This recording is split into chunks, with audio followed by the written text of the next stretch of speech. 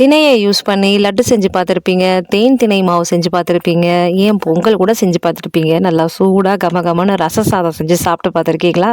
நம்ம செஞ்சுருக்கோம். சூப்பராக இருந்துச்சு. வாங்க எப்படி செய்கிறதுன்னு பார்க்கலாம்.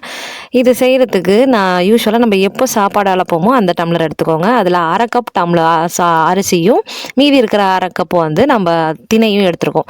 ஸோ ரெண்டும் சேர்த்து 1 கப் அளவுக்கு எடுத்துருக்கேன். இதுக்கு வந்து ஒரு கொஞ்சமாக சின்ன டம்ளர் ஒரு 1/4 கப் அளவுக்கு வந்து நான் துவரம் பருப்பு எடுத்திருக்கேன். இதையும் இது கூட சேர்த்து நல்லா அலசிட்டு கொஞ்சமாக தண்ணி ஊற்றி உரமாக வச்சுருக்கேன்.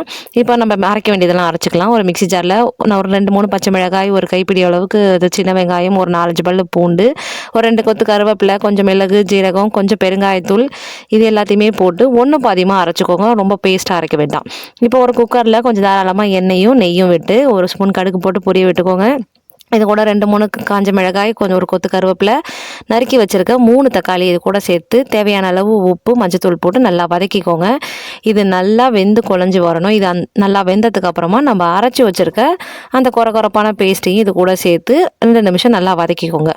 இதோட பச்சை வாசனை போகிற அளவுக்கு இது நல்லா வதங்கினதுக்கு அப்புறமா நம்ம ஊற வச்சு வச்சுருக்க சாதத்தையும் திணையையும் இது கூடயே சேர்த்து போட்டுட்டு ஒரு கொட்டை புளி வந்து நான் கரைச்சி வச்சுருக்கேன். அதையும் இது கூட சேர்த்து ஊற்றிக்கிறேன்.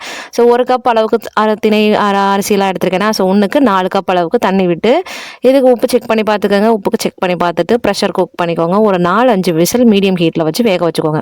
இப்போ இதுக்கு தொட்டுக்கிறதுக்கு நல்லா சூப்பராக காரமாக பருப்பு துவையல் எப்படி செய்கிறதுன்னு பார்க்கலாம். அதுவும் உளுந்து துவையல்.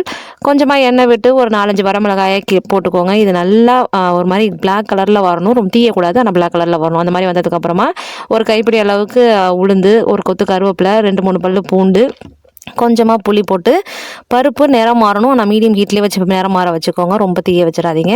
இப்போ இது கூட ஒரு கைப்பிடி அளவுக்கு தேங்காய் துருவனதையும் சேர்த்துட்டு நல்லா வதக்கி விட்டுட்டு ஆஃப் பண்ணிவிட்டு குக்கம் தேவையான அளவு கல் உப்பு போட்டு எடுத்துக்கோங்க. நல்லா பேஸ்ட்டாக இந்த மாதிரி கொரப்பாக அரைச்சிட்டிங்க அப்படின்னா நல்லா சூப்பராக பருப்பு துவையலும் ரச சாதமும் சூப்பராக ரெடி ஆகிடுச்சு.